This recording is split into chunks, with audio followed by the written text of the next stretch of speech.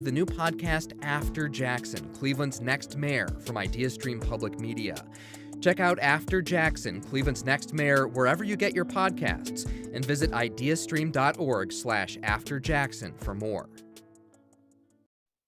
Cleveland Mayoral Debate, Voters First, is made possible by grants from the Cleveland Foundation and the George Gund Foundation.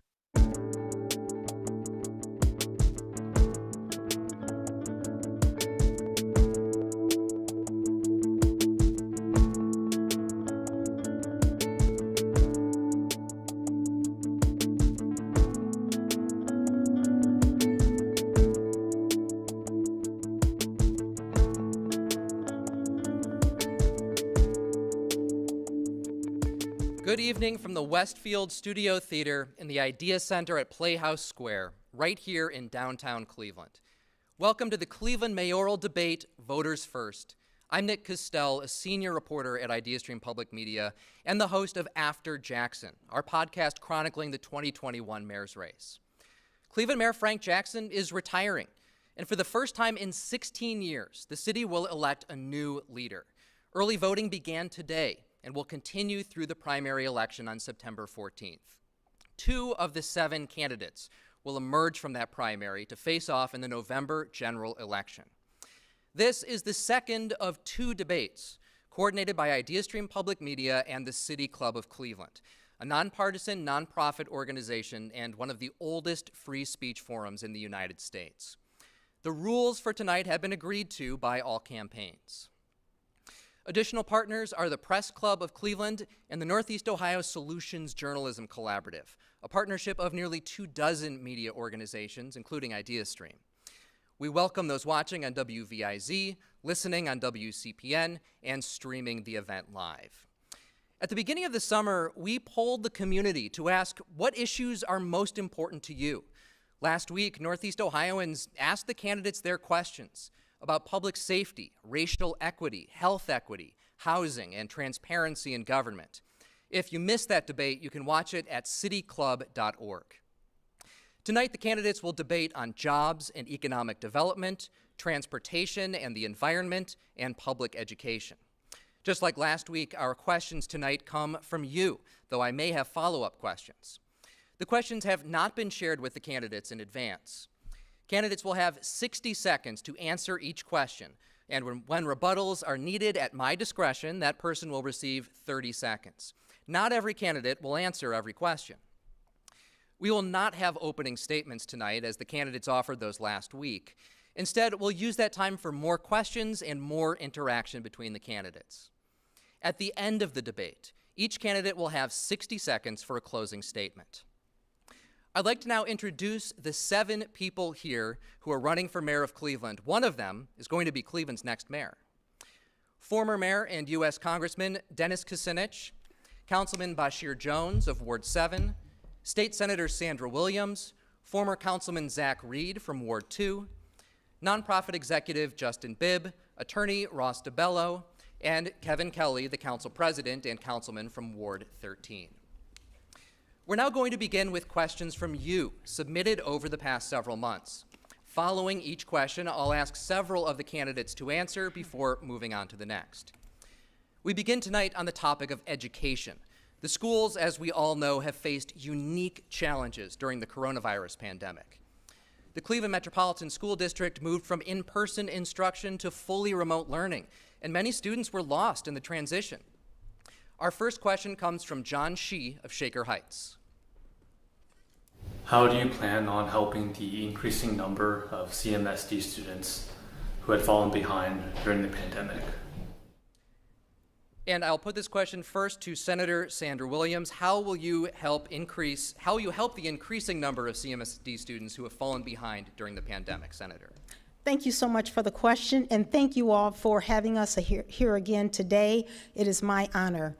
First of all, as you all know, I was the sponsor of the Cleveland Plan, which increased graduation rates from 47% to over 80%, and 86% if you're looking at the 5-year graduation rate. I believe the first thing we need to do to address the issue of the pandemic in education is to, number one, make sure we can close the digital divide that has hurt so many families and who prevented a lot of families from actually going to school online during the pandemic. Secondly, I think we need to have an intensive approach, an intensive targeted approach for remedial education for the students that have been left behind. I also believe, and I've always believed this, that we should have school tutoring before school, after school, and on the weekends for those students who have fallen behind. Because, see, this is not a new issue. Students have been falling behind for a very long time. Thank you. Councilman Jones, I'll put the question to you next. Thank you so much. You know, as council person, I work with a great principal over at Wade Park, Dr. Buddy. And what we did was partner CMSD along with Digital C, and we made sure that residents and students had laptops. We made sure that they had iPads, and we purchased that. We also have this beautiful group within Ward 7 called PCs for People. You know, so what we have to do is make sure that we are investing in wraparound services for our children. The fact is that 85% of student achievement has nothing to do with the school you go to, but with the problems that you bring. So we got to make sure that we are investing in wraparound services and making sure that we end the digital divide. In Ward 7, we also have Digital C. Digital C is doing some phenomenal work in alleviating this major issue that we have with this digital divide. We're putting, right now in Ward 7, we've partnered with CMHA, and we're putting these equipments on the buildings to make sure that every single resident has Wi-Fi. That's the key. Councilman, thank you very much. We'll go next now to Council President Kevin Kelly. Same question for you. Thank you, Nick. Let's start with the very notion that we have to all accept is that our scholars must succeed if we as a city are going to succeed. And to answer the gentleman's question, we need to start with an honest assessment of what was lost. My daughter is going into 6th grade in CMSD, and I had the opportunity to kind of look over her shoulder during instruction, and these teachers not only had to teach subject matter, but they had to instruct kids on how to upload their homework assignments and how they would, like, if there's a different device, how do you upload, how do you participate in class? Many kids didn't sign on, many kids were lost. We were not in a position to lose a year. We need to make a judgment, we need an assessment of every child and their needs, and we need to decide, can we bring that student back up and keep them at grade level through tutoring and through the other support, or do we need to look at repeating? But whenever possible, we need to support that child and make sure that every child that lost a step at all during this year is supported. Thank you. Staying on the topic of education now, we'll hear from Kenneth Valentine. He's 10 years old and in the 5th grade in a school on the west side. ¿Cuál es tu relación con la comunidad hispana y qué harás en los primeros 90 días para mejorar mi educación? And I will give you the translation, courtesy of our own producer, Natalia Garcia. Congressman Kucinich, will begin with you. The question is, what is your relationship with the Hispanic community, and what will you do in the first 90 days to improve my education, Kenneth asks.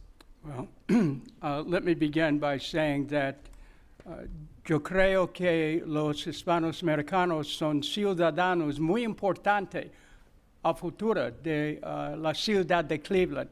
Entonces, es muy importante por los niños. And so I believe that Hispanic Americans are extremely important to the city, and I think they want the same things that all parents want. They want to make sure schools are safe, but they want to make sure the children who are attending the schools are going to be cared for.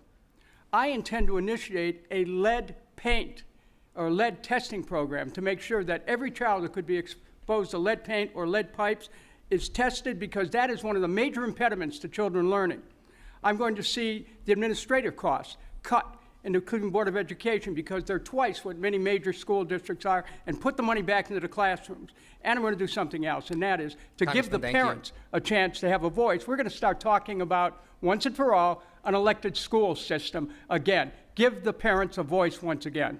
Congressman, thank you very much. Justin Bibb, I'll go to you next. What is your answer to Kenneth's question? Well, I want to thank Kenneth for the question, because our Hispanic population is a key part of our community, and they deserve honest, real representation from the next mayor in our city. And as you think about what's at stake in this election, improving public education is critical. State Senator Sandra Williams talked about the Cleveland Plan, and I believe the Cleveland Plan was a good step in the right direction. But we've gone from an F to a D in just 10 years, and that's not good enough for me. So number one, we need to address the learning loss that we've seen in this pandemic. I believe that requires more high-dosage tutoring and mentoring year-round for all of our children inside CMSD. We need to better invest in our teachers and more teacher quality, teacher effectiveness programs so our teachers have the skills and resources they need to uplift our children day in and day out. And as mayor, I want to bring back our apprenticeship programs in every CMSD high school so our kids can be ready to compete in the 21st century knowledge-based economy. We'll turn now to Councilman Zach Reed. Same question for you, your relationship with the Hispanic community, and what will you do to improve education? Well, I've had a very broad and good relationship with the Hispanic community over the years. I used to be the photographer for Marion Rush when she had the newspaper and the magazine in the Hispanic community. So my relationship with the Hispanic community goes back a long, long way. Secondly, what I'll do to help that young man, and I appreciate that young man stepping up to the plate and asking the question. I mean, what we got to do is we've got to go into those schools and talk to the teachers, talk to the parents, and see what type of relationship can we build. We're never going to be able to go to the next level here in the city of Cleveland if we don't build a world-class, first-class educational system in the city of Cleveland. And the census that just came out shows that the Hispanic community is growing in the city of Cleveland and throughout this region. So it is paramount for us to go and talk to our Hispanic students and find out how we can ensure that they're job ready on day one to go out there and help us to rebuild this city. Thank you very much, Councilman Reed. Councilman Jones, 30 seconds. You know, I just want to say that in order for us to truly have an impact on the Hispanic community, we must work with the Hispanic community. I had the chance to, just the last week, a couple weeks ago rather, sit down with the Young Lords, which is an Hispanic American community activist. We need to put them into place and making sure that they have a place in this city. The city of Cleveland does not respect the Hispanic community the way it deserves. It's the fastest growing community, not only in Cleveland, but in this country. We have to make sure that there's no language barriers in city services, as well as making sure that we have more Hispanic teachers that are working within CMSD. Councilman, thank you very much. We will move on now to what Cleveland students are learning in the classroom. What are Cleveland's diverse communities experiencing when they walk through the door of a CMSD school? And we'll go now to a question from Jessica Vallejo of the Edgewater neighborhood. So recent studies have shown that 87% of our country's state history standards do not talk about Native Americans after the year 1900. With the current attacks and bans on discussions about race in the classroom, how can you as mayor guarantee that my Indigenous children and their non-Native friends will have access to this education, will be able to learn about their history, Native American history, the people, as well as the history of our Black and brown brothers and sisters? Mr. Rostabello, you'll get a first crack at this question. Thank you for the question, Jessica. I think this is infusing books, art, music, everywhere we can. We're going to lobby at the state level. If that ship sails, that ship sails. But this is about getting kids to our museums, getting kids to our libraries, making sure our classrooms are stocked with all cultures, right? Education is history. You learn from history to get better in the future. So I also think that this gets to listening to the teachers union as to how they can help inform us on where our blind spots are and diversifying every CMSD school teacher staff. So if I'm victorious in November, we will start looking at the staffs of every school, and we will make sure that whichever school your child is going to will have that flavor and that historic education, true history. Mr. DeBello, thank you very much. Councilman Jones, how do you believe that Cleveland schools should teach Indigenous and Black history in the classroom? Listen, I'm a graduate from Morehouse College, honors grad. My degree was African Studies. If anybody understands this, black people understand this. When you look at the history book starting with 1865, and we know very well that we have a history long before that. So what we have to do is we have to work with, number one, we need new books, and we have to have teachers that are culturally competent, that understands the children that they are educating. I mean, it doesn't make sense that you have the fact that the majority of children that are suspended are black boys. Why? Because if you don't understand them, you can't help them. And you know, this is not just words. I've been in the classrooms. No one here has been in more classrooms than I have. No one has spoken at more graduations in CMSD than I have. I have been working with the schools, teaching history, teaching leadership. And I think that's important. You have to, in order to help somebody, you have to understand where they come from. Thank you, Councilman. Senator Williams, same question for you. Thank you so much. And I can tell you this, if you don't know your history, you are doomed to repeat some of the bad things that have happened in your history. So I agree with the lady who asked this question. Years ago, I sponsored a bill that would require school districts across the state of Ohio to teach not only black history, but every other type of history, Latinx, Asian, indigenous people across the state. And the feedback that I got was that we have too many requirements right now under our educational system. But as the mayor of this city, I can work with the CMSD executive director or CEO to make sure that it is included within our history system. We don't have to depend on the state level to get something done that we know needs to be done. We can do it on our own by making sure that we work within the realms of the system and teach it in every history class in the CMSD district. I would also say this, there are current bills going through the legislature that might prevent us from actually doing that, but I will work on that. Thank you. All right, I had two requests here. Council President Kelly first, 30 seconds, and then Councilman Reed will go to you. Thank you. Council President. Thank you, Nick. We just all have to acknowledge that indigenous people didn't write these history books. And we've talked about the teachers, and to double down on what Senator Williams said, it all comes to who do you appoint to the board. And that's the mayor's responsibility. And that's where I will commit to make sure that I only appoint members to the board that hold these values to teach true history. Thank you. Thank you very much, Council President. Councilman Reed will go to you, and then I did hear from Mr. Bibb. So, Councilman Reed. Well, we can talk about history and we can talk about history books. Let's talk about right now. As councilman, I stood on the floor of City Council. I walked and talked with those indigenous individuals at every base, at every home opener, and talked about the fact that the Wahoo was basically a racist a symbol. And I also work with the indigenous people. So at the end of the day, we can talk about what we've done in the past. I'm telling you what I've done recently to ensure that now the Indians are now called the Guardians. Thank you very much, Councilman. Mr. Bibb will go to you, then we'll have to move on to the next question. I think we have to ground this conversation in real facts and understand the real nuance of what's at stake in this election. The mayor has a moral responsibility to improve public education, and we can't take that role lightly.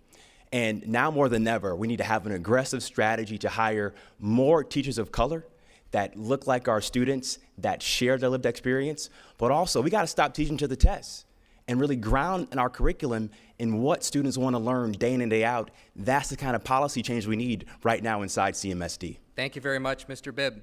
On to our next question. Public education has a lot of competition in Northeast Ohio from private and parochial schools, and school vouchers make it easier to choose an alternative. This next question is about how Cleveland schools can compete, and it comes from Leah Hudnall and her son, Dom, in Mill Creek. Hi, we come from a long line of proud Cleveland Public School graduates. I myself graduated from a Cleveland Public School, and my son here is enrolled in preschool in a CMSD school. Many times perception outweighs reality on the quality that we have in our public education system.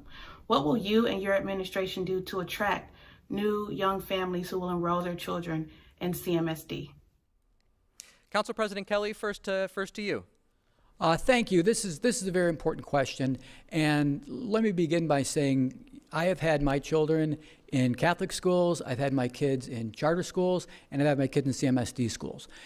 The parent needs to pick the best option for the child, and right now we are having a great experience in CMSD, and I think that there is so much potential that's there.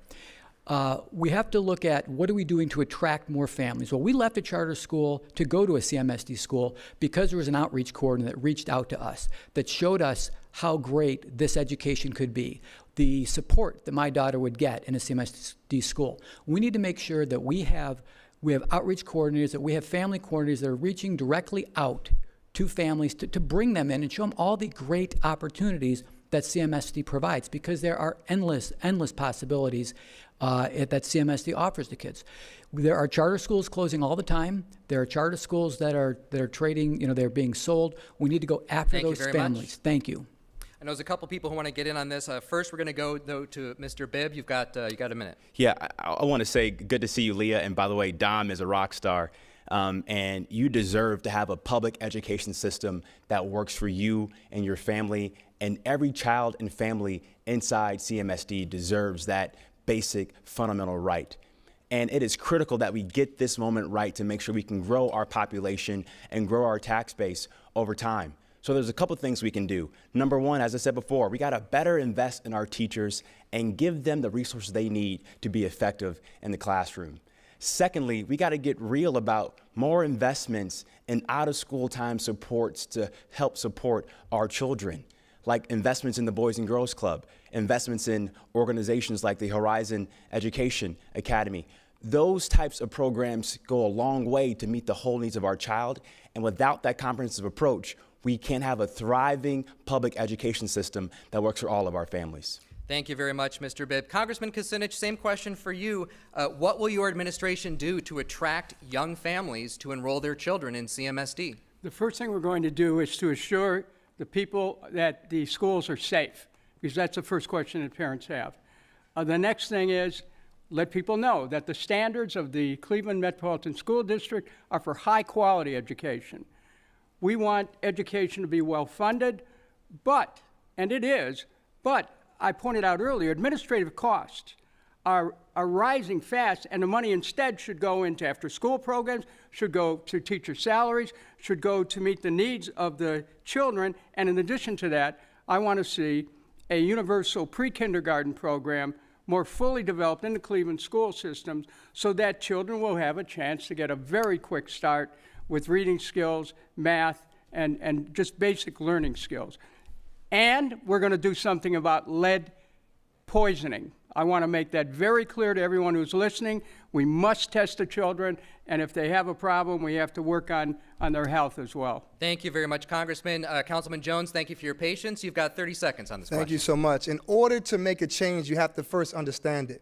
Working over at Glenville and JFK, working over at Glenville, Miss Principal Jackie Bell, and if you were to sit down and listen to her, you will see what the issues are.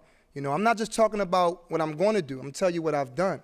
I've worked with the schools, and what the schools need is more funding towards social, emotional programming. Children are bringing issues to the classroom, so they don't have no time to deal with math. In my administration, we're going to invest in more wrap-around services. Thank you very much, Councilman Jones. Senator Williams, same question to you. How do you attract new young families who will enroll their children in Cleveland schools? 30 seconds.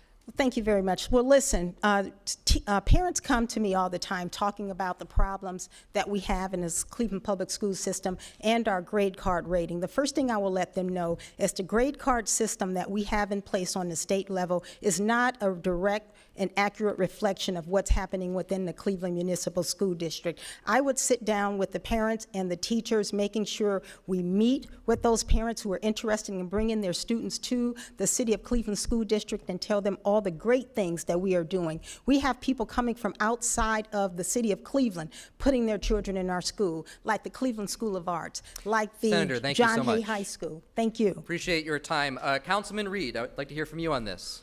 Well, as a proud graduate of the Cleveland Public School System, John F. Kennedy, I can tell you firsthand, when I left that school, I was ready to go to work and take on the task of society. And if we want to attract parents to put their children into the school system, we first have to ensure that they know when that child graduates that they're ready to take on the tasks of our society and that they're job ready. And we need to reimagine education. We need to take a school like Collinwood and reimagine Collinwood to be a vocational school. Why do we only have Councilman, one thank you so much. I know it said a minute there. You had 30 seconds for that one. My apologies for the confusion. And I know you're on a roll there. But Mr. DeBello, also to you, 30 seconds. Thanks, Nick. Leah, by the end of my term, we're going to be stealing kids from private and charter schools. We're going to get creative with our curriculum. We're going to build on this summer program in school, after school. We're going to be doing art, music, sports. We're going to expand on the chess program they do at Gallagher. We're going to be sending our kids to City Dogs and continuing reading with no judgment. We're going to get creative, create independent, critical thought, because that's what we need now more than ever. Thank you very much, Mr. DeBello. We'll move on to our next question here. I thank you all for your eagerness and participation in this. We've also got a lot of great questions to get to. The next topic identified by our community as important in this race is jobs and the economy, particularly as Cleveland recovers from the coronavirus pandemic. Our first question on this topic comes from Rhonda Peoples in the Stockyards neighborhood. What do you see as the biggest challenges facing Cleveland residents in terms of getting jobs that pay a living wage? So the question again is, what do you see as the biggest challenges facing Cleveland residents in terms of getting jobs that pay a living wage? And Councilman Reed, we'll begin with you. Well, the first thing is that you've got to put somebody in public office that understands that making $15 an hour is the way to go. The wages in the city of Cleveland, as it relates to having a good job, are just too low. And one of my opponents literally stepped up to the plate, went to Columbus, and got the people in Columbus to ensure that the people in the city of Cleveland could not make $15 an hour. And I oppose that. I oppose the fact that you would go to Columbus and do that. Secondly, the thing we've got to do is, like I just said, we've got to ensure that we got an educational system that is second to none. If we put an educational system that is second to none, then these individuals in our wards and in our communities, business leaders, they will know then that a person that graduated from Cleveland Public Schools now is ready to go to work in your business, and then they're ready on day one to be able to go to the next level as it relates to working and making a business a better business. But first of all, we have to ensure that we have a good wage. Seeing a lot of hands up. Councilman, I know you did mention Council President Kelly and the fight over raising Cleveland's minimum wage. I want to give you 30 seconds to rebut. Thank you.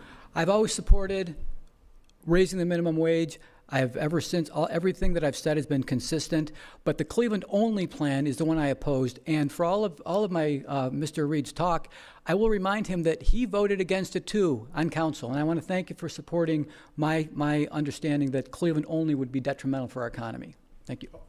Thank you very much, Council President. Zach, I will give you just a few seconds here to respond, then we got to move on. Let's be clear. I went out and I worked to get people to sign a petition to ensure that they can make $15 an hour. Do you want to pull the public record? So at the end of the day, I support $15 an hour. I went to the street to ensure that they can make $15 an hour, and you as council president made the decision not to accept the petitions, and you made the decision. And I want to thank you for that. It was a right decision. And you made the decision to not accept it. Thank you both, gentlemen. Ross DeBello, I had you on my list for the full time, so the floor is yours, sir. Rhonda, Zach's right. In 2012, I was working at the casino. They told us we'd sign up to get $6 an hour plus tips. The tips were supposed to be there. Our first biannual paycheck came, there were no tips. 4 of my coworkers went to their supervisors, were crying their eyes out, didn't know where they were going to go next. All 4 of those coworkers, black females. We do not have an economy set up for Clevelanders. We give away millions of our tax dollars to millionaires and billionaires, all for the promise of 700 jobs here, 1,200 jobs there. But it's not me, you, and our neighbors that see those jobs, right? So this crony capitalism has to end. We have to fund small and new businesses in the outer neighborhoods with our tax dollars, not increasing the wealth of a select few so we can get re-election after re-election. We need more than service industry jobs downtown. Thank you very much, Mr. DeBello. I know I see a few hands up here. Councilman Jones, you were on my list for the full answer. Thank you so much. You know, it's one thing about talking, but you got to walk it. And that's the problem, is that a lot of people just talk, but there's no action behind it. When you talk about economy, there is no economy without education. And that's why I want to make sure that I am going to be an education mayor. And not only is it important when it comes to economy and making sure that people are with a living wage, but you also have to make sure you are attracting business. And what we have to do is make sure that we have a city hall that is prepared to bring in new businesses. And that's what I've done in Ward 7. I've done it in Ward 7. Pay attention to what we've done in Ward 7 in only 2.5 years. Take a year away from COVID, and the 4th year is not even done until January. 2.5 years, we brought in Ron Richards and India Lee and Lillian Curry, brought in Cleveland Foundation. We got Ron, we brought in Cross Country Mortgage, over 700 new jobs, 2 brand new hotels, a Dave's supermarket. If you want to be successful in this city, we must be collaborators. It is not you versus me. It has to be we. Thank you very much, Councilman. That's the only way we're going to take the city to the next level. I see a few hands up here, and I want to get to you all on this question. We'll start with Mr. Bibb, Senator Williams, and then Congressman Kucinich. You each will have 30 seconds on this. Mr. Bibb. As we claw our way out of this pandemic and fight for a more equitable economic recovery, we need a mayor who understands how to put our people back to work. Number one, we got to have a modern and responsive city hall that is business friendly. Right now, we are one of the worst cities in the country to do business with. That has to stop, and we got to change that. Secondly, we have to better invest in youth employment programs to get our children back to work, and invest in programs to address the adult literacy issue to ensure that our adult workforce has the skills they need to compete. Thank you very much, Mr. Bibb. Senator Williams, 30 seconds for you. Thank you very much. I'd like to say that when the Service Employees International Union came to City Hall, I was the first and only elected member at City Hall to help them turn in those signatures. I would also say this. The voters signed the petitions, and they should have their day at the polls to vote on something. I am running for mayor of the city of Cleveland. I'm not running for mayor for another city. And so if the voters here in Cleveland want a $15 minimum wage, we should work with them on that. But I believe, to answer the question completely, training is the key, and we must match employers with employees to make sure they can get those jobs, those 5,000 jobs that are available. Thank you very much, Senator. Congressman Kucinich, thank you for your patience. It is an outrage that anybody could stand on this stage as a candidate for mayor, having been in Columbus and lobbied against the right of cities to be able to set a $15 minimum wage. I mean, let's get real here. Now, as the next mayor of Cleveland, I intend to make jobs an important issue. How will I do it? Well, we have a high level of poverty. I'll go to Washington and meet with President Biden and members of Congress who I've worked with for many years and create programs so the high poverty areas of our country, of which Cleveland is one of the highest, will have the resources to be able to get people back to work, and we will do that. Thank you so much, Congressman. We will have to move on for time, but you will have opportunities soon to address these issues of the economy. Now, because you mentioned me specifically. Well, if you mentioned you specifically, I didn't call anybody's name. We'll give you 30 seconds, then we'll move on. If the shoe fits, wear it. Great, well, thank you. I'll remind you that you weren't here during that debate. After you lost, I don't know what you did in Cleveland, but I was here. I was talking to the owners of grocery stores. I was talking to owners of small businesses. I was talking to those that would be affected. You were talking to Fox News. I was in Cleveland and you were talking to members of the legislature not to increase the minimum wage. I was talking to the small business owners in the city of Cleveland. You were not here. The co-mayor. You were not here. Co-mayor Kelly. I would go with mayor-elect. But you were not here. I was. I was talking to people, and the petition committee withdrew that petition. Thank you. Thank you both, gentlemen. We will move on to the next question here. We do have many questions to get to, and I hope we can hear from more of the citizens of Cleveland. It's not just a matter of job availability. It's also about the skills required to do the job. Meltrice Sharp owns a business in the central neighborhood of Cleveland and has this question. We have thousands of city residents that are looking for a good job that will provide a family-sustaining wage and cannot find one for various legitimate reasons. On the flip side of that, we have businesses that are looking for qualified residents to fill open positions.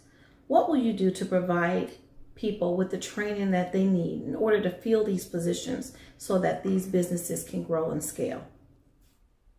Senator Williams, I'll go to you first on this question. How can you give people the skills they need to fill the positions that are open?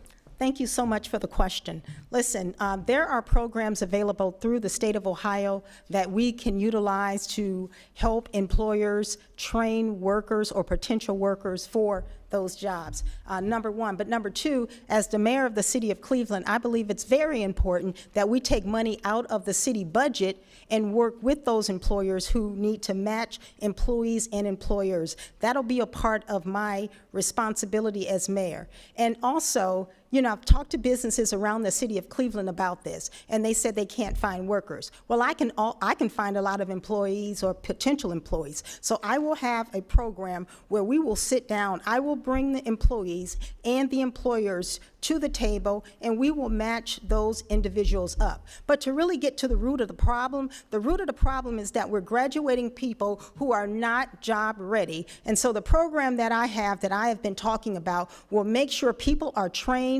and ready for school as soon as they graduate from high school for in-demand jobs. Thank you very much. Congressman Kucinich, the same question for you. How can people develop the skills they need to fill the positions that are open? It's time that we focused our educational system on preparing people for work that they can do immediately after leaving high school. The trades programs at one time in this city were very important.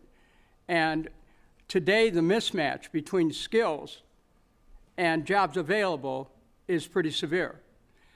Our people have the ability to be able to do the work with a little bit of help, a little bit of coaching, a little bit of training. That's why we need to reinstitute job-specific adult education classes through the Cleveland Metropolitan School District and use those schools after school so that after people come back from their work, they can have an opportunity to better their skills. I mean, this is something that should have been done for a while, but I think that I agree with Senator Williams in terms of an approach that has to be structured and that can be successful if we have confidence in the people and they know the programs exist. Thank you very much. I've seen a few hands up. Council President Kelly, I do have you next on my list for the full time. Thank you very much. This is the most critical issue facing our city and the future of our economy. That's why I put forth my Jobs Now program, where every Clevelander who wants a job, we need to make sure that we reach out to them and let them know that there is opportunity waiting for them.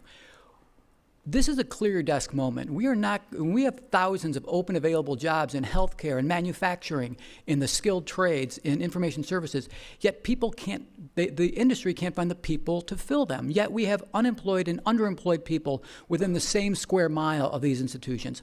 That is not a condition that we should accept. We need to make sure that we are working with industry, with laborers, with the schools to train our citizens for the jobs that are available. And let's start with another notion. We cannot fail kids K to 12 and then think that there's a program that's going to fix it. We have to go back deep. We have to start with in the 5th, 6th grade. That's why I'm a part of the Cleveland Career Pathways Initiative. We need to solve this problem as the very basis of our economy. Council President, thank you very much. I saw a few hands up. I want to get to you before we move on to our next question. Mr. Bibb, you have 30 seconds. We've been talking about this issue for 20 plus years, and talk is cheap. And that's why over the last 16 plus years, since 2005, we lost nearly 37% of our population. We are a lagging city right now in terms of good job growth and good economic development. We got to do a better job of connecting our workforce development systems and our K through 12 education system to put people to work. And the next mayor must be proactive in bringing these systems together to solve this issue long term. Thank you very much, Mr. Bibb. Councilman Reed, you've got 30 seconds, and then Councilman Jones will go to you. Thank you very much. There are 3,000 high-skilled jobs out there right now. And that's the reason I was saying earlier, we need to transform and reimagine public education in the city of Cleveland. And that's the reason that on day one, I am saying we need to transform Collinwood High School into a world-class, first-class vocational school. We need to bring vocation back into our schools. We need to bring art back into our schools. And I guarantee you, when we do that, you will see individuals ready to go to work on day one. Thank you very much. Councilman Jones, and then we'll move on to the next question. People are talking about what they're going to do. It's just like theoretical. But I'm one of the few people here who have created jobs in Ward 7. I mean, we have to understand. Now, listen, I went to Morehouse poor, and I left in debt, okay? Everybody's not going to college. There are some people who have to go into the trades. So what do? With the help of Jeff Epstein in Midtown, we brought magnet manufacturing into our neighborhood at the old Margaret Ireland. We have to understand, college, Thank you very much, manufacturing Councilman. jobs, trades. This is how we create more jobs, and I've done it, created thousands of jobs in Ward 7. Thank you very much, Councilman. We'll move on to the next question, which is about development. We've seen that the housing market in some parts of Cleveland are hot right now, particularly on the near west side. But many neighborhoods outside those areas are still struggling to recover from the financial crash more than a decade ago. Residential tax abatements have been a part of that conversation. Jamelia Bolden, who lives downtown, has this question. How will you balance the revitalization of neighborhoods and gentrification in a mid-sized city like Cleveland? And the question is, how will you balance the revitalization of neighborhoods and gentrification in a mid-sized city like Cleveland? Councilman Reed, you're first up. I believe the first thing that we need to do is we need to start building affordable housing here in the city of Cleveland. The housing in the city of Cleveland is not affordable. And if we don't ensure that people have a roof over their heads, we can never ensure that we're going to be able to turn these wards and these neighborhoods into what they can be and what they should be. And therefore, what I'm saying, these vacant lots, we need to transform these vacant lots into productive lots. And I'm saying on those vacant lots, we should be starting to build new houses. We need to start building new buildings. We need to take the blight from these wards and these communities and turn it around. We should in no way be called the poorest city in America with all the resources and all the funding that we have. And what I'm going to do, what I've said from the beginning, this election is about neighborhoods. What I am going to do is to start to invest in neighborhoods, especially the neighborhoods on the east side of the city of Cleveland. Thank you very much, Councilman. Mr. DeBello. Thanks, Nick. These six don't want you to know, but we are going to get rid of the blanket 15-year tax abatement. Beyond that, to worry about gentrification displacement, we're going to do rent caps, right? Even if you don't get displaced, you can't be asked to pay 35, 40, 45, 50% of your income towards your rent. So we want to revitalize every neighborhood, all 34. We want to spur development everywhere, not just a few places. And we're not trying to make wealthy people wealthier any longer. This served its purpose. We're going to get rid of that tax abatement, and we are going to create affordable, transit-oriented housing in all parts of town. And we are going to use our high schoolers, young adults, and those re-entering society to build on those vacant properties, right? We have way too many vacants. Those can become beautiful places with affordable prices. Thank you very much, Mr. DeBello. Senator Williams, same question for you, then I've seen some hands up. But Senator, first to you. Thank you very much. Well, first of all, the east side of Cleveland and many other communities have never recovered since our 2008 recession. There is one person who bought her home in 1973 for $13,500.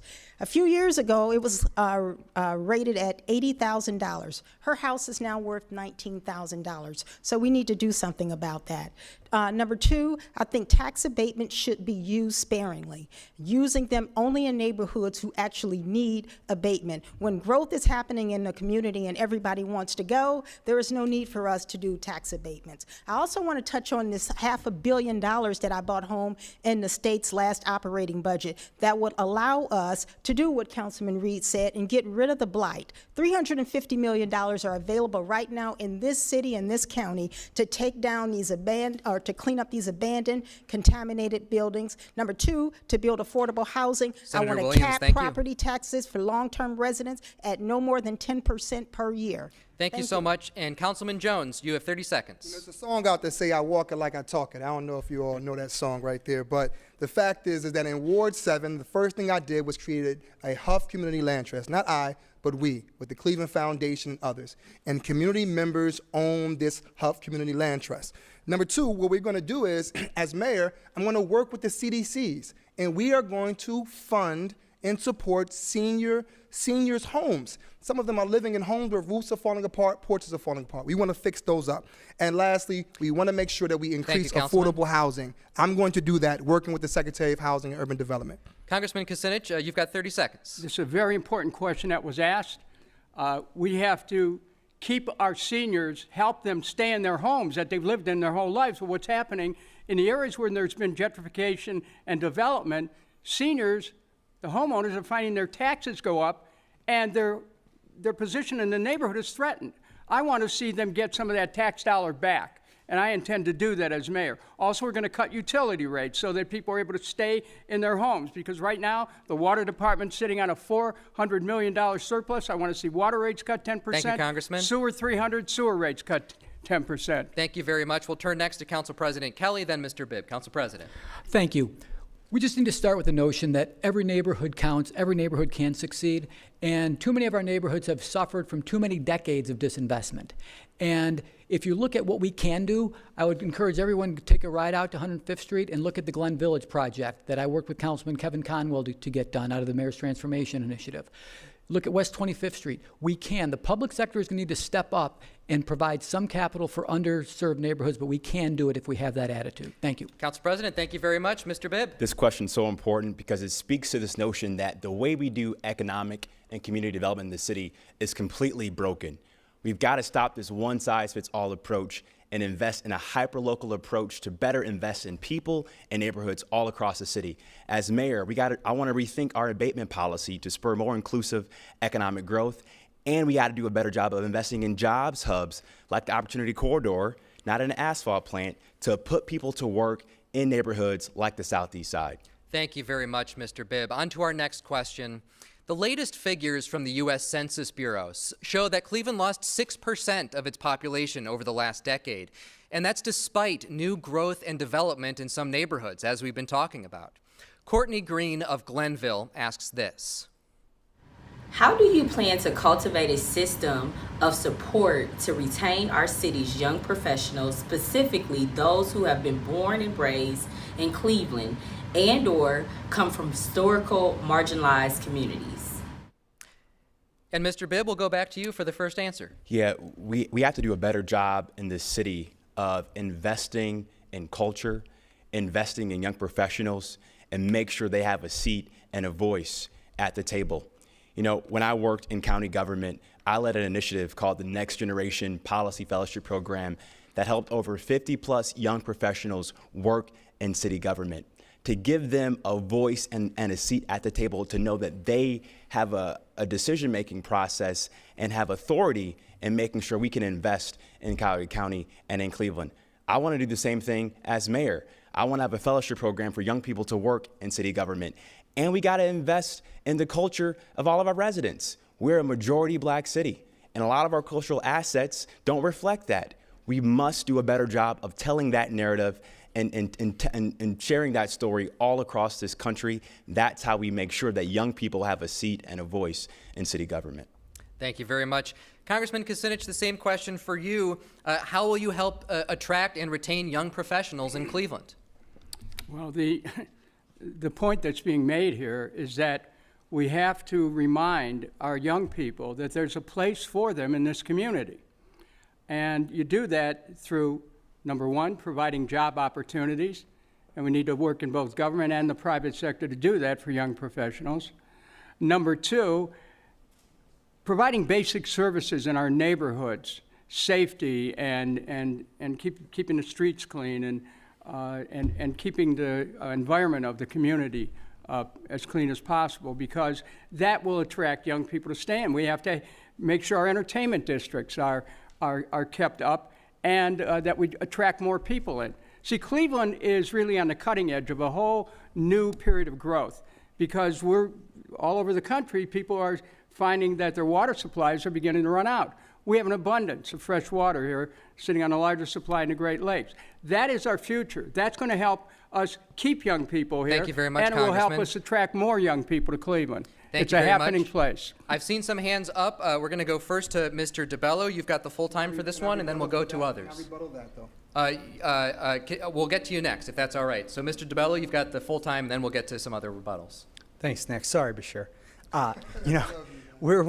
We are one of the only urban areas on planet Earth that consistently loses people, election cycle after election cycle, decade after decade. We're number one in the nation in poverty. Why would you want to set up shop here? We do have, racially, environmentally broken leadership, right? We're built this way on purpose. So we've got to start by electing better leaders, right? We're number one in the nation in child poverty.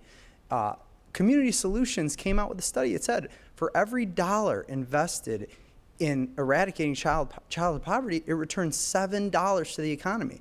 For every dollar invested in public transportation, it returns $5 back to the economy. So we don't spend our money well, and we don't have good leaders, and that's what we're going to change. Thank you very much, Mr. DeBello. Councilman Jones, thank you for your patience. Listen, this race in itself is an example that we are not preparing for young people.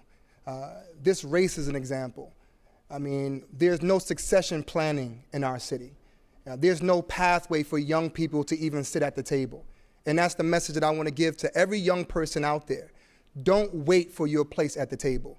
You must come to the table because they will not be given to you. And the reality is that we have to be a city that gives young people opportunity. We have to make sure, and that's why under my administration, black contractors, minority businesses will do more work and business with the city. When there's more opportunities, people stay. Thank you very much. Councilman Reed, we'll go to you, 30 seconds. Well, first of all, I'm young, and the pathway for me was given out. I mean, I was given opportunities by Congressman Lewis Stokes. I was given opportunities by Congresswoman Stephanie Tubb Jones. I was given opportunities by Congresswoman Marsha Fudge. So if you're saying you don't have opportunities because you haven't went out there and got the opportunity, sir, and I would say what we need to do is we need to bring arts back to our communities. If you want to get these young people coming back into our communities, let's transform these vacant lots into places where artists want to live, work, and play. And I would guarantee you when we do that, you will see more artists moving back into our communities. And we all know when artists move into our Councilman communities, Reed, thank you these very neighborhoods much. thrive. Thank you very much. I want to get a couple other people in on this conversation. He did mention me. I didn't mention you at all. He implied He implied you. You just had some time. I want to get to some others, and we'll get back to you. If I can respond to that, Nick, he just implied me. I will give you a few seconds to respond. It's going to be and then we'll simple. move on. Don't worry. Zach has been in office for 17 years and has no public success. None. He hasn't accomplished anything besides just words. Show us your legislation. Show us your homes built. Show us what you have accomplished. All you have done is talk. You're a great talker, but you got to start walking it. All right, Councilman Reed, you got some time to respond. Let's lay it out. Kinsman Road, $8.5 million project. All brand new schools in Ward 2. New office building on 139th. New senior building on 138th and Union. New housing on 144th and Barlett. So, Mr. Jones, and with all due is respect, one maybe of what the you, worst Mr. streets Jones, to drive Mr. down. Jones, maybe what you need to do is to ensure to know what time the council starts, so you won't miss half of the council meetings during Zoom. Oh, Zach, you should be careful where you go, my friend. Thank you very much, Mr. Reed. I'm sure we'll hear more of that later. We sure Senator will. Williams, you've got 30 seconds on this question, which I'll remind everyone is about attracting and retaining young professionals to Cleveland. All right, to attract and attain young professionals in the city of Cleveland, I think we have to get our schools right. We have to deal with the issue of jobs and opportunities for those people who may have gone off to college and came back and couldn't find a job, and public safety. I want to make sure we know this. We have companies that are some of the best in our city, but we still need to attract new companies, companies where young people want to work. We also need to address the issue of African Americans and other minorities in this city not having their fair share of opportunities in small business. Very much. We must address the issue of small business and minority business. Thank you very much, Senator Williams. And Council President Kelly, we'll go to you then to more questions. Thank you so much. Young families are going to go where jobs are. And we talked earlier about the challenges that our best industries have of attracting people. We need to solve that problem so that there will be plentiful jobs and industry will stay and expand. They will stay in neighborhoods when they are safe and there's good schools to send them to. And while this news is disappointing, I also look at it as an opportunity to really expand how are we reaching out to our immigrant populations, our refugee populations, and other populations that we're not doing a good enough job of bringing them to Cleveland. Thank you very much, Council President. And that leads into our next question. Sonia Monroy of the Old Brooklyn neighborhood asks about small businesses, specifically those in Cleveland's Hispanic community. So when was the last time that you were in the Hispanic communities and you walked around and visited all the small businesses, the Hispanic businesses, and sat down with the owners to see their struggles and their needs before, especially now after pandemic, and what are you going to do about it? Council President Kelly, you're actually first on the list, so we'll go to you with that question. Great. That is a great question. And to directly answer the question, last week and before that, there's some great small businesses that are opening up in Old Brooklyn. The 787 on Memphis Avenue by 61st Street is just a great little grocery store. I went down 25th Street and met with a lot of the business owners there and some of the community leaders that are really trying to get that West 25th Street corridor to thrive. We're not there yet, but there is tremendous opportunity that awaits that West 25th Street corridor and all of our small businesses in the Hispanic community. But I assume, since she lives in Old Brooklyn, that she has visited the 787 Market on Memphis Avenue. And I believe in every single neighborhood in the city of Cleveland, but I really believe that West 25th Street corridor, the La Centro 25, that is all ready to go, and I think that's just going to be a great opportunity for the future. Mr. DeBello, this question's also for you. You have the full time.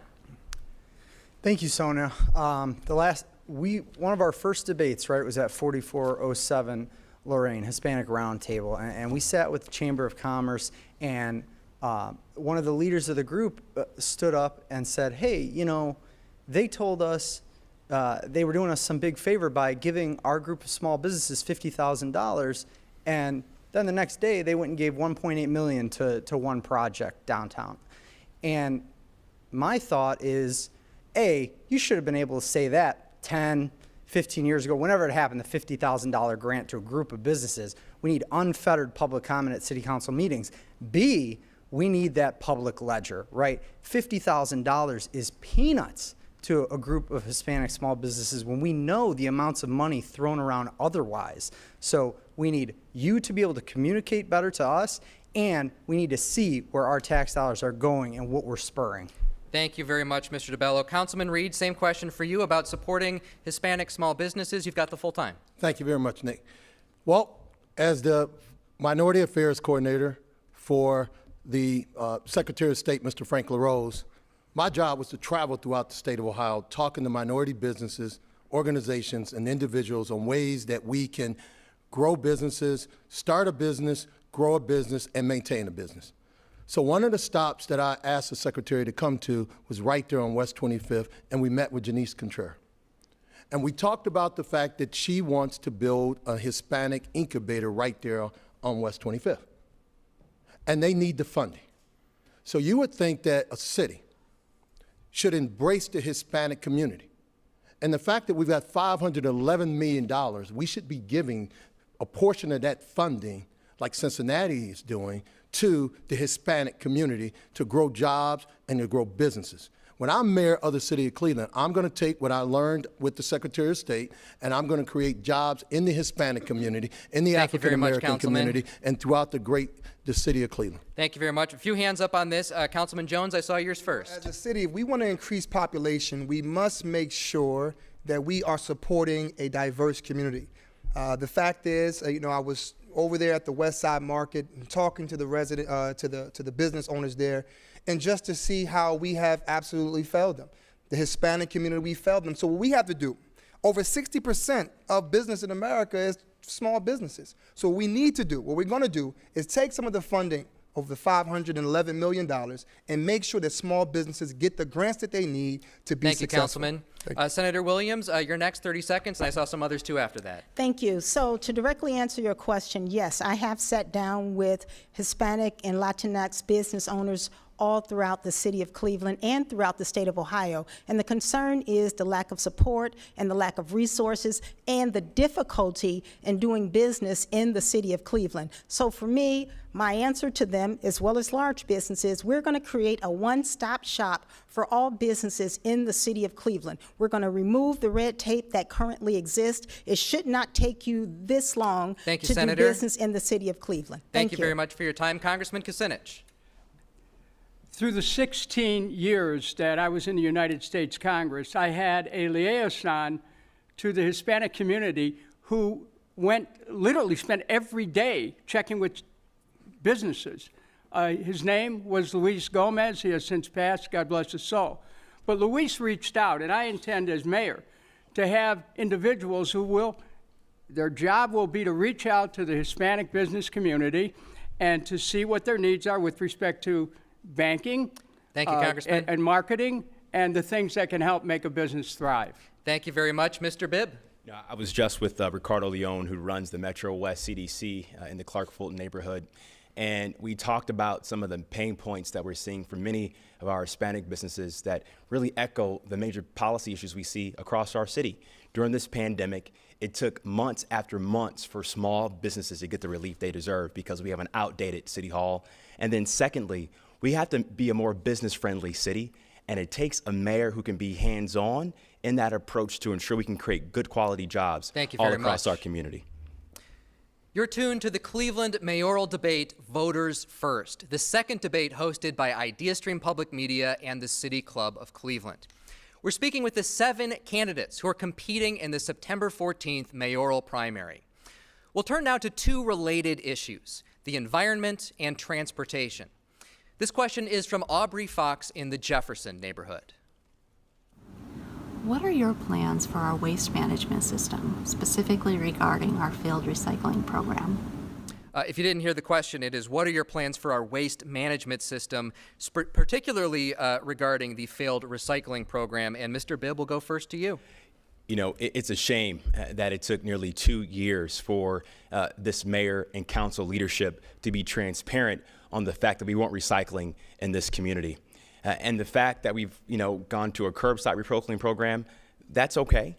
But I believe as the next mayor, we got to hit the reset button, invest in more community education to give our residents the education they need on how to recycle.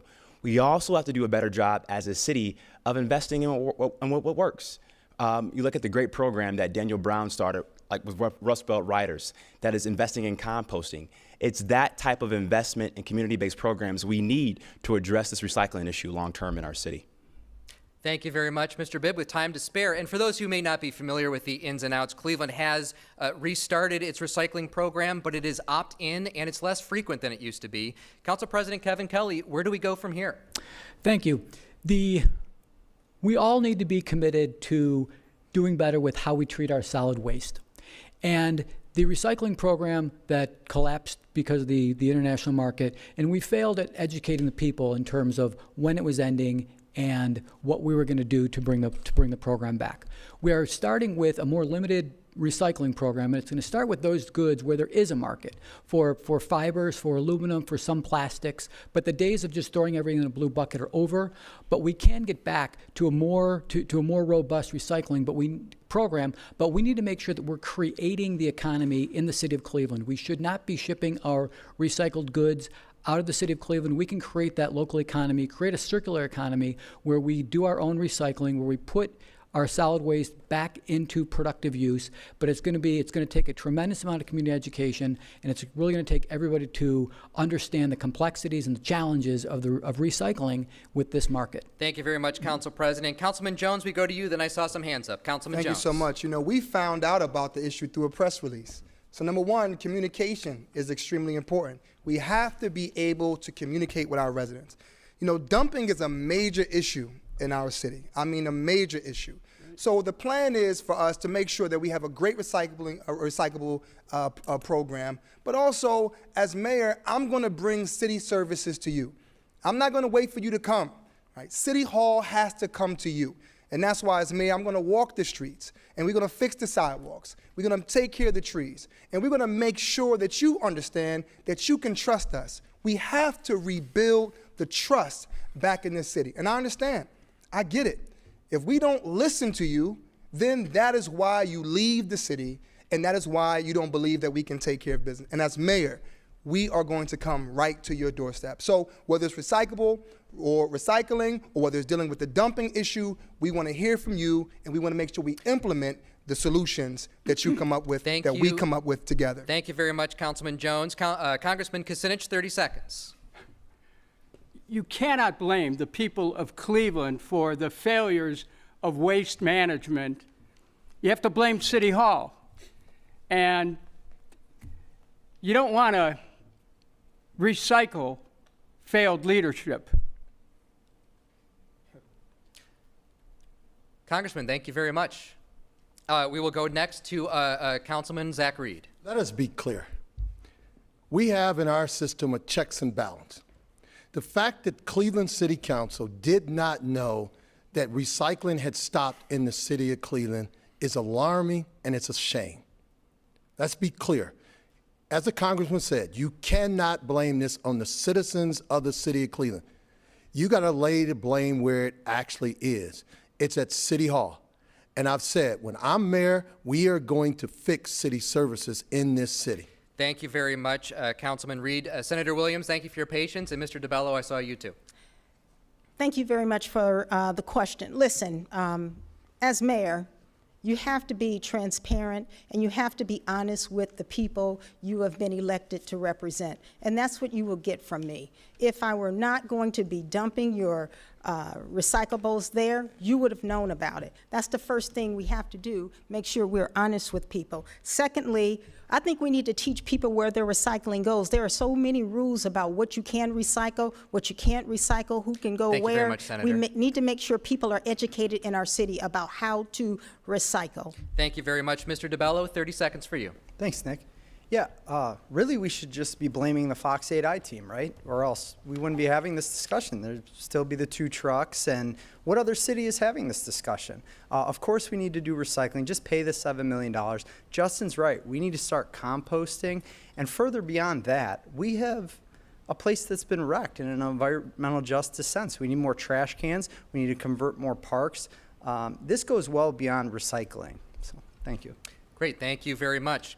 We'll move on to another environmental issue. One of Cleveland's biggest environmental assets is Lake Erie. And Zach Kaiser of Tremont has this question about our Great Lake. Lake Erie and the rest of the Great Lakes are the largest bodies of fresh water in the country. As access to fresh water becomes increasingly scarce and further commodified, what specific environmental policy would you champion to preserve Lake Erie for generations to come? Councilman Reed, how would you preserve Lake Erie? Well, first of all, I want to thank you for the question. The first thing that I would do is I would say that I would do like Carl B. Stokes did. I would go to our river and basically say this is a great asset, and we need to preserve it. The one thing that I would do, that I had 11 years working for the Ohio Department of Natural Resources. So my job for 11 years was to preserve the natural resources throughout the state of Ohio. So I've got a long history of doing something about natural resources here and preserving natural resources. The other thing I would do for our lake is I would work with our senators and our people in Washington, D.C. to ensure that individuals know that dumping fertilizer and the whole lights and coming down to our natural resources, it's not negotiable. We are not going to accept it. So we need to work with our leaders in Washington. We need to work with our leaders in Columbus to ensure that we've got this fresh body of water. It's a great natural resources, and we are going to preserve it by any means necessary. Thank you very much, Councilman Reed. Congressman Kucinich, you've got the full time for this. How would you preserve Lake Erie? As a member of Congress, I helped to move a joint commission, U.S.-Canadian commission, to stop the taking of bulk water resources out of Lake Erie. Lake Erie is absolutely our future. It is our health. It is the path for Cleveland to reestablish itself nationally. Specifically, I want to see tree planting along waterways to stabilize banks. I want to help create floating wetlands to help purify the water that's near the shore. Beyond that, we need to stop the use of pesticides and herbicides by City Hall and help our residents learn how they can use non-toxic means of lawn care. And, for example, this lake is so precious to us. And as the next mayor of the city of Cleveland, I am fully prepared to lead the way to protecting it as a natural resource, as our source of water, recreation, everything that it does. Thank you very much. Senator Williams, I had you on my list for the full time for this question, and then my apologies to those with their hands up. We will have to move on. We're getting close to the end.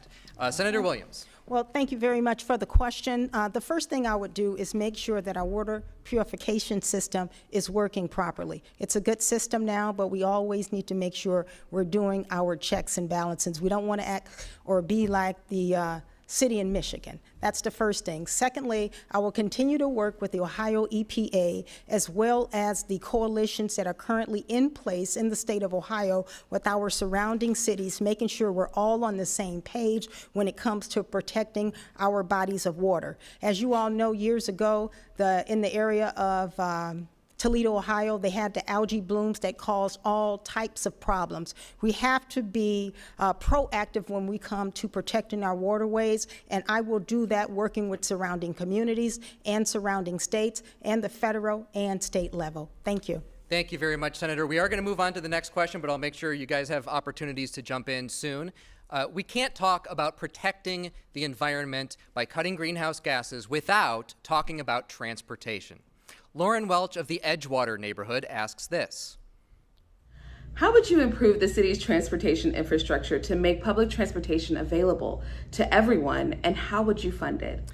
Mr. Bibb, this question will go to you first. How will you make transportation available, and how will you fund it? Well, I have a lot of experience dealing with this issue, having served on the board of RTA for nearly 3 years. And affordable public transit is about access to getting to a doctor's appointment. It's about access to getting to a good paying job. It's about access to getting to school. And we as a city must take a more proactive role to invest in quality public transit all across our city. Number one, the next mayor must work with the CEO of RTA and other key leaders in our community to explore additional revenue sources to better invest in public transit.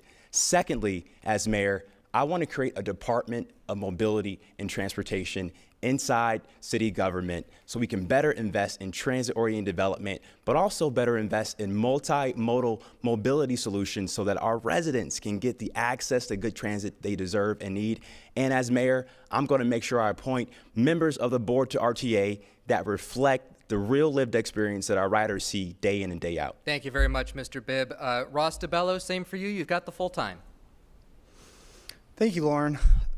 We want to restore popularity and ridership to pre-2006 levels, right? We've lost money, we've lost riders. This is a downward spiral. So the first thing we're going to have to do is fight for funding. We know we're getting $511 million. RTA is getting 300. The county's getting 200. But that is not perpetuating and sustainable, right? So countywide, we may have to look at some new forms of taxation. We may have to tax parking, right? Because what we want to do is make it more popular and make it more affordable. We want to get to free fares, and if not free, an income-based fare payment. We also want to make it more friendly and clean. We don't want fare evasion being enforced. We want all-door boarding. We want more routes. You need a route within 10-minute walk of wherever you live. So this is going to take work. Thank you very much, Mr. DeBello. Council President Kelly, I'll go to you for the full minute, then I saw some hands. Thank you. Transportation is critical to getting to jobs, to getting to school, to getting to doctor's appointments. It is something that we have to focus on like a laser. And what we as a community need to do is we need to realize where the real enemy is, and that's in Columbus. The state funding to RTA, to public transportation, is shameful, and we all need to use our collective political lobbying ability to make sure that we get more funding for public transportation. And that's got to be the job of the next mayor, to always be lobbying for that. But in addition to public transportation via the Greater Cleveland RTA, we need to make sure we're advocating for smart policies, transit-oriented development. We need to make sure that we realize that transportation is key. We need to, every time we do a road project, we need to make sure that we have complete and green streets. We need to make sure that with Vision Zero, we make sure our roadways are safe. We identify those intersections. But most of all, we need to realize that most people care most about the roads that they drive on. The streets, their side streets. That's why I tripled the budget for residential side streets, and we're making great strides there. Thank you. All right, I saw Councilman Jones first. You've got 30 seconds. All right, real quick. And I know everybody's not a fan of this man, but we got to put some respect on his name, and that's Carl Stokes. Without Carl Stokes, there is no EPA, the Clean Water Act. Our lake has to be not only good for the ecosystem, but also the economy. Really important. The second thing when it comes to transportation, I want to be clear, as mayor, it's all about being a champion. No institution will be in this city and not put residents first. The residents will be first. We want to hear their thoughts and their concerns. It doesn't make sense that Thank you you, have an Councilman. RTA that removed some buses from different communities without allowing the community members to have any say-so about it. Thank you very much, Councilman. Councilman Reed, we'll go to you, and then Senator Williams. Well, let's first of all call it like it is. First of all, a mayor needs to put board members that understand the importance of transportation. And we talk about people walking the walk and talking the talk. When the mayor of the city of Cleveland shut down Public Square and didn't allow buses to go through, board members didn't say anything. Board members didn't step to the plate. It took citizens like myself to go out there and demand that we open this public square back up because people were being late to work, their doctor's appointments, and going where they needed to go because a mayor stepped up, closed down Public Square, and it took Thank you, citizens Councilman. like me and others to get it open. So I do need to move on. Mr. Bibb, I'll give you a couple seconds to respond because the board was mentioned. Well, I wasn't on the board during that time, with all due respect, Councilman Reed. And I also want to say this. As mayor, I'm going to do everything in my power to not only open up the buses back to Public Square, but we got to remove those Jersey barriers too, because folks are sick and tired of that as well. Thank you very much. And Senator Williams, very briefly, then we got to go to the last question and closing statements. Thank you very much. Listen, I just brought home $33 million for transportation funding. And for the first time in Ohio's history, I was able to get the Greater Cleveland Regional Transit Authority on the track system. That's with the Ohio Department of Transportation, so that they could replace the rail cars that we have. This has never happened in the history of the city of Cleveland. Secondly, because so many of our residents are traveling outside of Cleveland to go to work, we need to have direct transportation for those individuals not to have to catch 2 and 3 buses to get to work, but make sure that we are working with employers and working in the neighborhoods where those employees work to get them directly to their location. Thank you. I'm not sure if I saw any other rebuttals here. Congressman Kucinich, 30 seconds, and I believe that'll be wrapping us very soon. Congressman. I helped form the Regional Transit Authority, and the basis for it was this: low fares, increasing the frequency and distribution of service. Our population is greatly different now. We need to make sure the services go to where people live. RTA's new plan doesn't necessarily do that. So I'm going to see that plan reevaluated.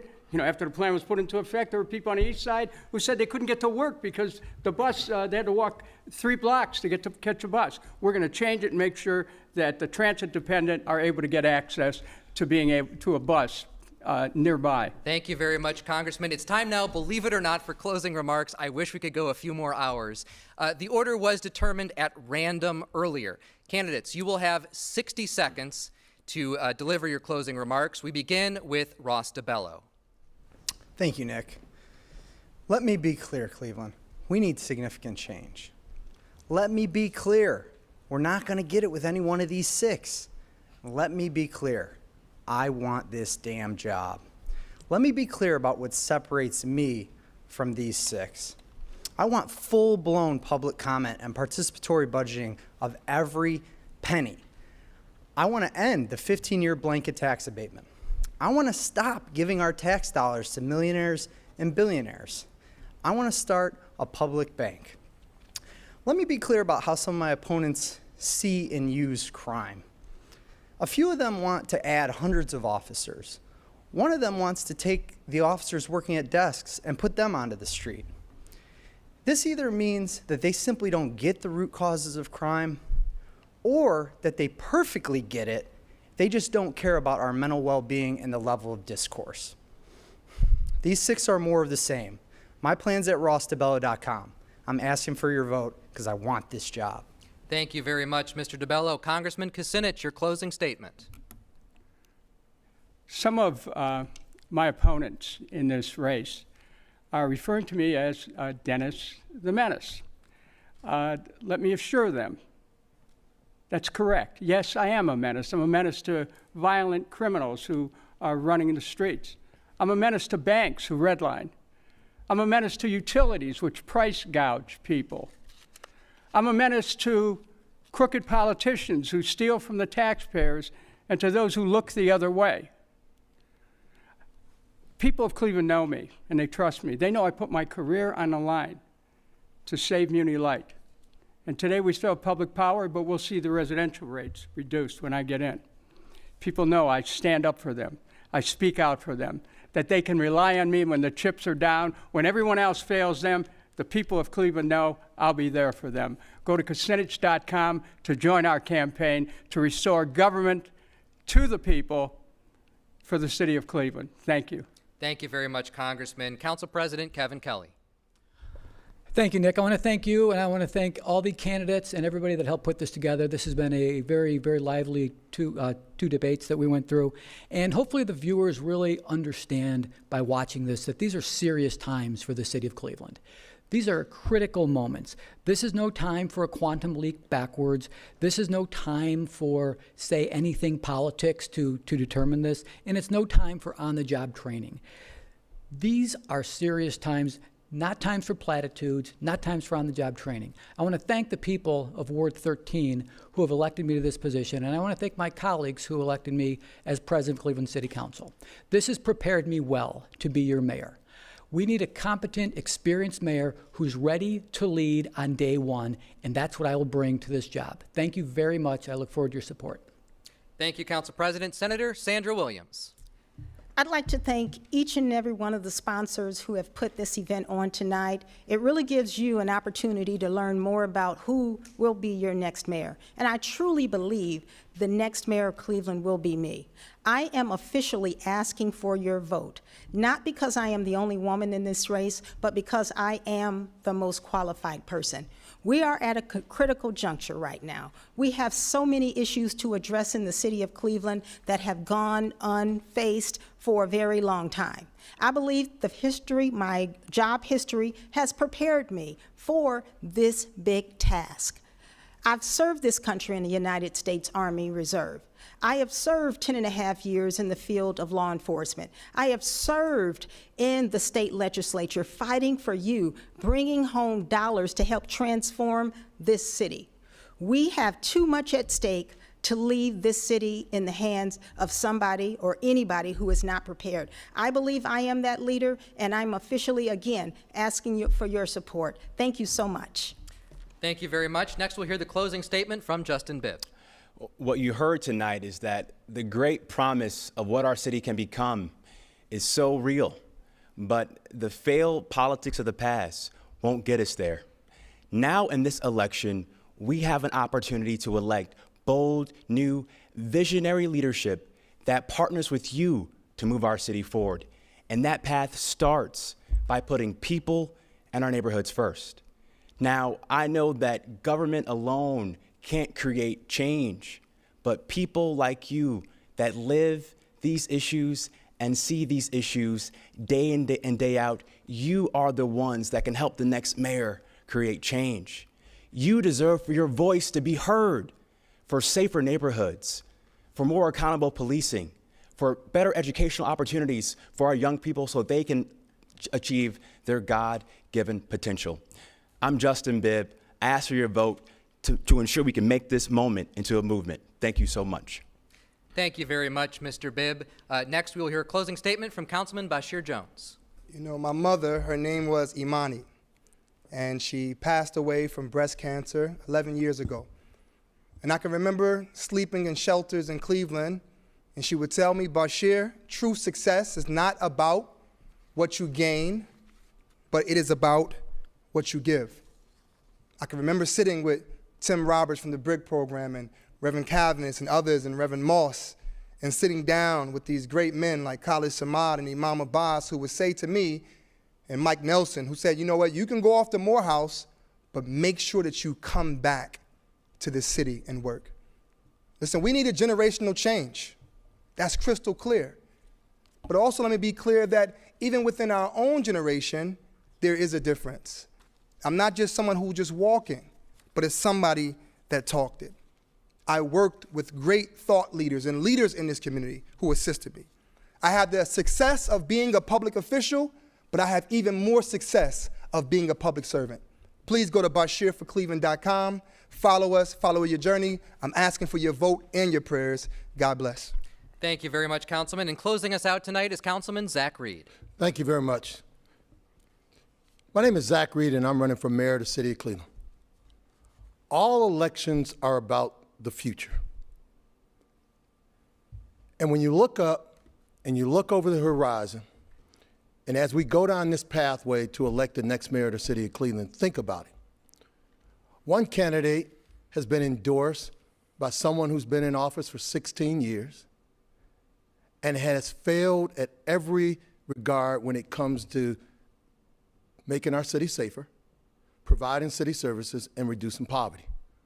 And yet they talk about change. Another one tomorrow will stand with someone by the name of Mayor Michael R. White and receive his endorsement, Justin Bibb, who was mayor over 20 years ago. But yet we talk about progress and we talk about change. You need someone on day one like myself that has the experience to go down there and ensure that our city is going to be safer, that we're going to reduce poverty, and that we're going to provide city services to everyone throughout this city. My name is Zach Reed, and I'm asking for your vote on September the 14th. Well, thank you all for joining us for the second of 2 mayoral debates in this primary election cycle here in the city of Cleveland. This debate was produced by Ideastream Public Media in partnership with the City Club of Cleveland. Our media partners are the Press Club of Cleveland and Neo Sojo, the Northeast Ohio Solutions Journalism Collaborative. Our thanks to the candidates for participating in this debate. Thank you all very much for spending the time, for answering the questions, and for having a respectful and honest conversation with each other. Also want to thank the voters in this community and all the community members who submitted questions to help fuel this conversation. And I will remind you, early voting is underway. For an in-depth look into the candidates and into the issues in this election, please check out my podcast, After Jackson, Cleveland's Next Mayor, available at ideastream.org, NPR One, or wherever you listen to podcasts. I'm Nick Costell. Thank you for joining us, and good night.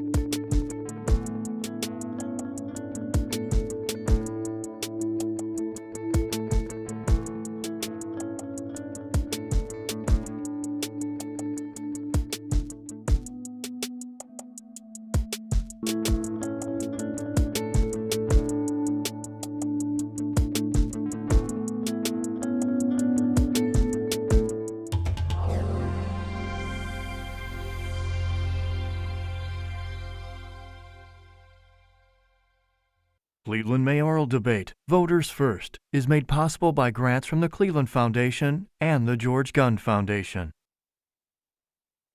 Cleveland Mayor Frank Jackson is retiring, and for the first time in 16 years, City Hall is getting a new boss. What do the 7 candidates offer? What do voters want? And how does politics in Cleveland really work? I'm Nick Costell, host of the new podcast After Jackson, Cleveland's Next Mayor from Ideastream Public Media.